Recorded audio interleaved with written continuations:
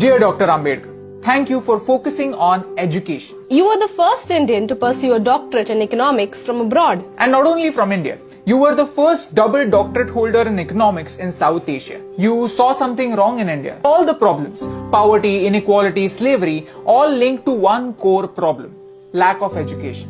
And you realized that only good education can change our obsolete mindset. Who would call you backward class? You were forward class, first class. And not just economics, you were the master of 64 subjects, 9 languages and all major religions in the world. Yes, thank you for studying something as complex as religion for 21 whole years. Wow. Dear Dr. Ambedkar, you fought for the freedom of your people. I mean, the people from villages. You had received world-class education from abroad after having struggled for your entire life. And yet, you came back. You came back to make sure that your fellow Indians don't have to fight again. Let me tell you a small story from Mahad, a village in Maharashtra where the untouchables were denied access to clean drinking water. You arranged a peaceful satyagraha and gave the right to clean water to the people in your community.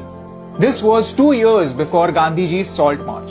You said, we are not going to the Chowdar tank to merely drink its water. We are going to the tank to assert that we too are human beings. Dear Dr. Ambedkar, thank you for considering knowledge as your true legacy. Your personal library, Rajgriha, has more than 50,000 books and that remains the largest private library in the world. Dear Dr. Ambedkar, we as Indians were lucky to have a scholar like you to guide us and write our constitution. Building a nation is a mammoth task and it was a victory for you, your passion for education and the people of India that you took up this task. If you have a job, you have to thank Dr. BABASAHEB AMBEDKar because he changed the working hours from 14 hours a day to 8 hours a day. Mondays would have been even more blue had it not been for BABASAHEB AMBEDKar. Today, on one hand, we have the social evils of casteism in the backward parts of India, and on the other, we have something like reservation, which was intended to create equality, to create equal opportunities. I feel sad that both these issues are not addressed correctly but used as vote banks by our leaders. Leaders, I don't think leaders is the right term. I don't think they are leaders, they are politicians because they play games with us.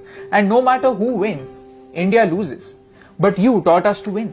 When India got its independence, we found the most capable man to guide us into building a nation. And at that time, nobody dared to question the caste of the hand that led us into the future. That was your victory. Your caste, your religion, your last name only determines how you start the game. But how you finish it depends only on you. Your pen was your weapon, your mind was your sword, and your knowledge was your shield. The Ashok Chakra in our flag, the one that adds a little bit of blue in the saffron, green and white, that's your contribution.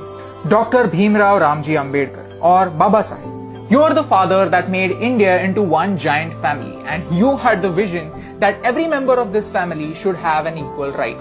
Every member of this family is an equal member. Today I want to remember you and your work because we need it. We need to realize that all of our problems have only one permanent solution: good education. Not the one that remains in the books, but the one that reflects in our action. You showed us how, and that's the reason why I love you.